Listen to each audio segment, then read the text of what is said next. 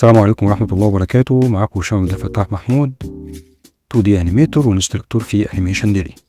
حابب اتكلم معاكم شوية عن التون بوم هارموني، وده برنامج تحريك ثنائي الابعاد ويعتبر من افضل البرامج الموجودة حاليا في المجال.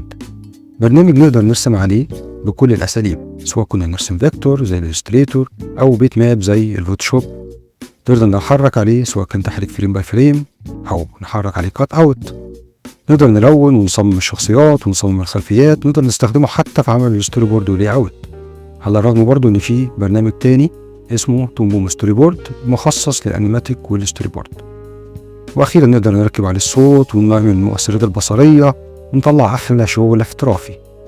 التون بوم مش مجرد برنامج انيميشن بس، التون بوم برنامج متكامل. اكيد لو اشتغلتوا عليه هتحبوه جدا. ان شاء الله قريب جدا هيكون في كورس من 6 محاضرات بس في انيميشن ديلي، هنلم فيه كل اجزاء التون بوم. ان شاء الله الكورس يكون خطير وممتع. نشوفكم على خير.